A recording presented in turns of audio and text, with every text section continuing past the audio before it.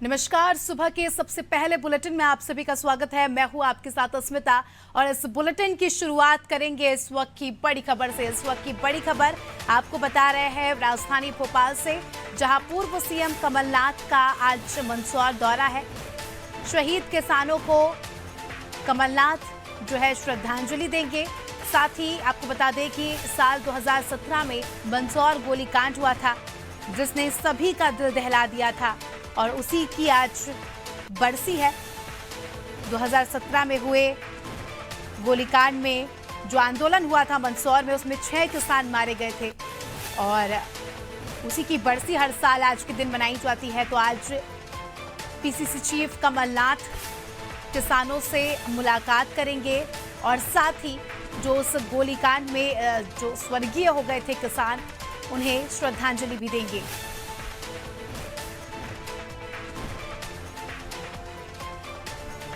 साथ ही आपको बता दें कि पिपलिया मंडी में कमलनाथ की एक जनसभा भी है,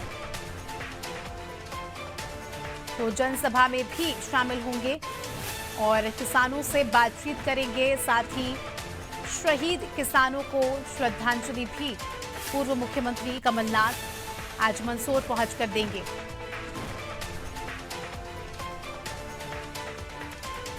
चलिए इसी के साथ हमारे सहयोगी विवेक पांडे हमारे साथ इस खबर पर जुड़ चुके हैं। विवेक, आज बताया जा रहा है पूर्व सीएम कमलनाथ जो है मंदसौर जाएंगे। 2017 में जो किसान आंदोलन की में जो गोलीकांड हुआ था, उसमें जो किसान शहीद हुए थे, उन्हें श्रद्धांजलि देंगे।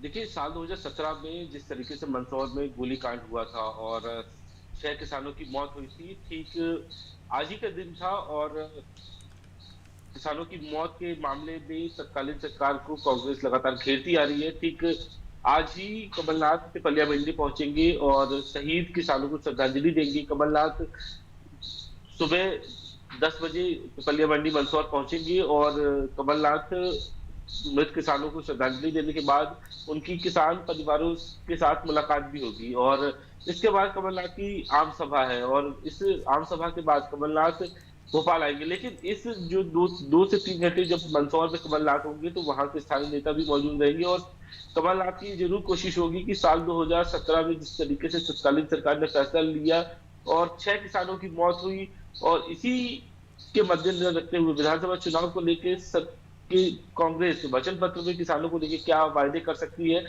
इस पर भी कमलनाथ चर्चा करेंगे। लेकिन दिलचस्प ये है कि एक तरफ कांग्रेस मंदसौर गोलीकांड के दिन यानी कि आज पिपलिया मंडी मंदसौर में कार्यक्रम करने जा रही है, वहीं बीजेपी की तरफ से ये कहा जा रहा है कि ये पूरी तरीके से ढोंग है और कांग्रेस पूरी तरीके से किसानों को गुमराह करना चाहती है और ठीक इसी लिहाज से कमलनाथ मंदसौर में है। लेकिन सबसे महत्वपूर्ण बात यह है कि आखिर कांग्रेस को किसानों की याद क्यों आई। मध्य प्रदेश में आने वाले 3 से 4 महीने के बाद विधानसभा चुनाव और ऐसे में किसान एक सबसे बड़ा वोट बैंक है। कांग्रेस किसानों को इस बारे में जरूर ये बताने की कोशिश करेगी कि 15 महीने की सरकार में किसान कर्ज माफी को लेकर कांग्रेस ने क्या कदम उठाए थे, कितने किसानों को कर्जा माफ हुआ था, इन तमाम विषयों को लेकर कमलनाथ आज भी अपनी बात रखेंगे। और एक जो सबसे दिलचस्प है कि मंदसौर गोलीकांड की रिपोर्ट अब तक राज्य सरकार ने विधानसभा में नहीं पेश की है और इसी मामले को लेकर सरकार को 12 जून तक रिपोर्ट अपनी देनी है और हाई कोर्ट में अपना जवाब प्रस्तुत करना है।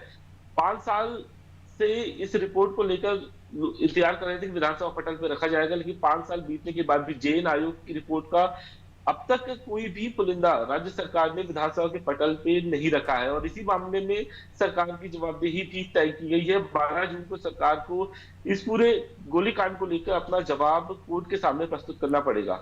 जी विवेक, और देखा जा रहा है कि अगर ये जवाब नहीं आया तो आने वाले समय में ये एक बड़ा मुद्दा बनकर भी हम इसे देख सकते हैं, उभर सकता है कि चुनावी मुद्दे के तौर पर इसे कांग्रेस जरूर लाएगी। चलिए आप बने रहिए हमारे साथ, जल्द ही आपका रुख करेंगे। तो दर्शकों को बता दें कि अपडेट आपको दिया भोपाल से, जहां आज पूर्व मुख्यमंत्री कमलनाथ जो है मंदसौर दौरे पर रहेंगे, किसानों से कि जनसभा को भी संबोधित करेंगे। चलिए इसी के साथ अब अगली खबर पर नजर डाल लेते हैं। अगली बड़ी खबर आपको बता रहे हैं राजधानी भोपाल से ही, जहां विधानसभा का मॉनसून सत्र 10 जुलाई से शुरू होगा।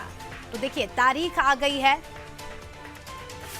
मध्य प्रदेश विधानसभा का मॉनसून सत्र 10 तारीख से इसकी शुरुआत होगी और बताया जा रहा है कि इस सत्र में अनुपूरक बजट की प्रस्तुति होगी।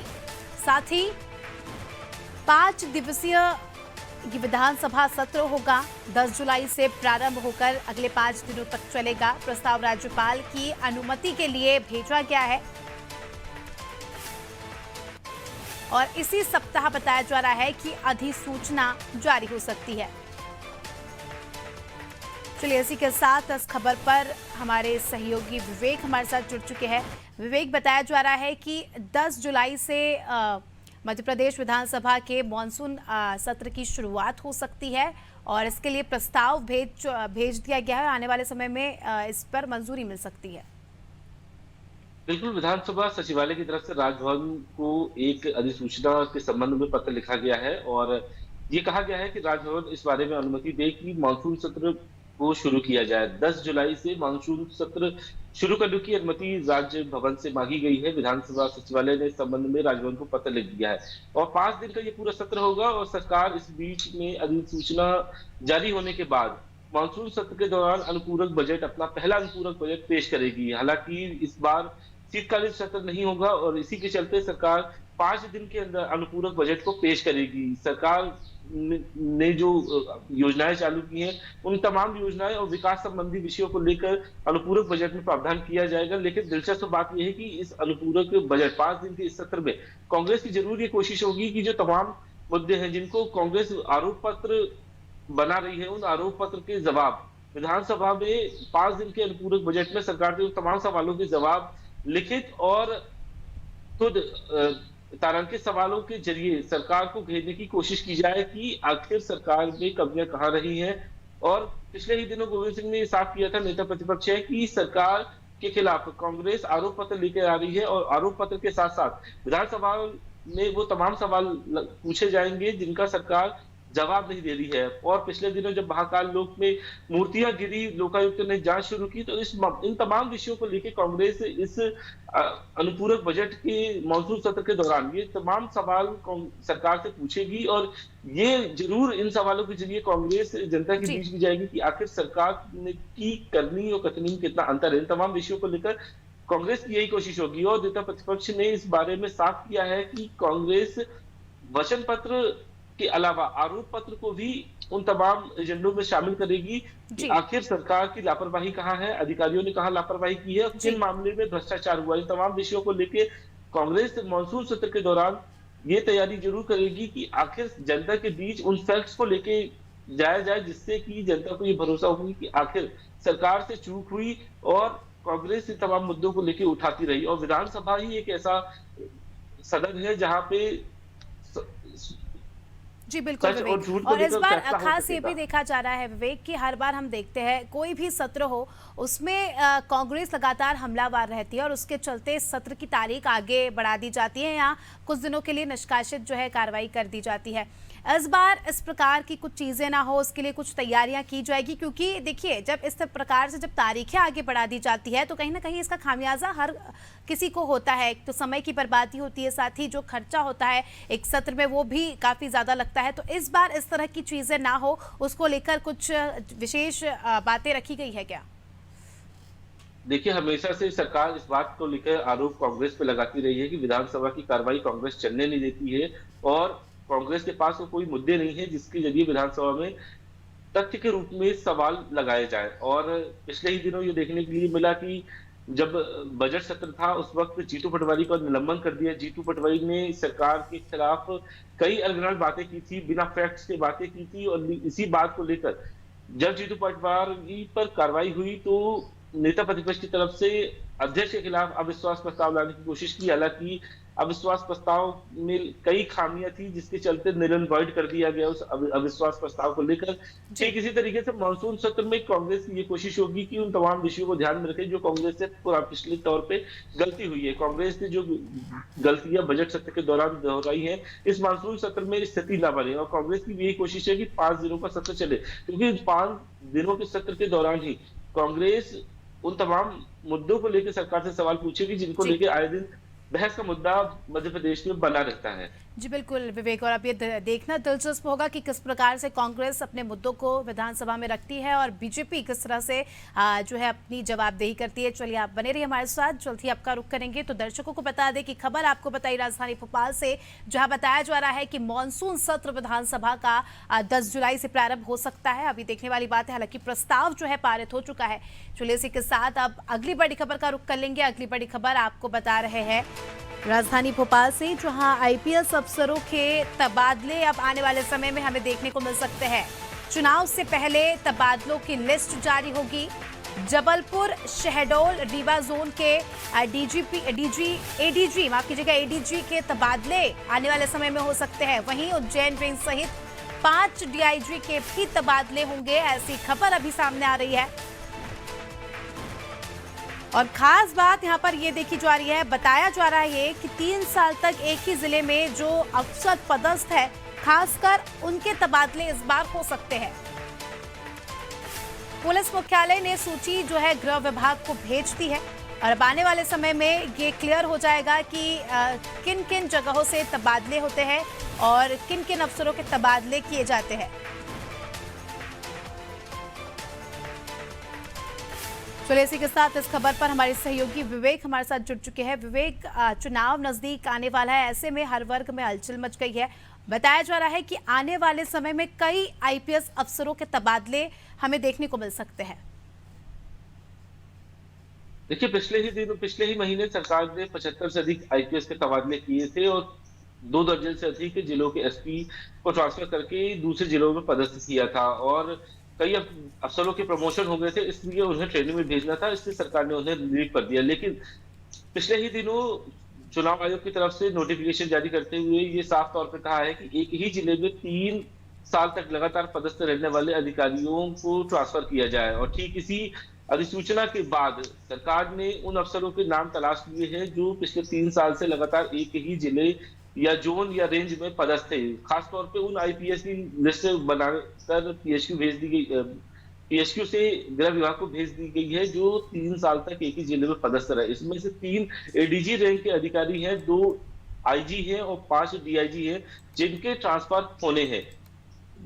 रीवा, जबलपुर और शहडोल रेंज के जो जोन के जो एडीजी हैं उन्हें पीएसक्यू अटैच किया जाएगा और पीएसक्यू में पदस्थ अधिकारी जो एडीजी रैंक के हैं उन्हें फील्ड पर भेजा जाएगा। और ये पूरी कवायद 1 महीने के अंदर ही सरकार पूरी करेगी, क्योंकि गृह विभाग के पास जो सूची भेजी गई है उस सूची को सीएम सचिवालय भेजा जाएगा और सीएम सचिवालय के आदेश पर ही इस लिस्ट को जारी किया जाएगा। बहरहाल सबसे महत्वपूर्ण बात है कि पिछले ही महीने पीएसक्यू ने, पुलिस मुख्यालय ने सभी जिलों के एसपी और भोपाल इंदौर के कमिश्नर को पत्र लिखा था और ये कहा था कि 3 साल से अधिक एक ही थाने या जिले में पदस्थ रहे इंस्पेक्टरों की जानकारी मांगी जाए और 27 मई तक समय दिया था।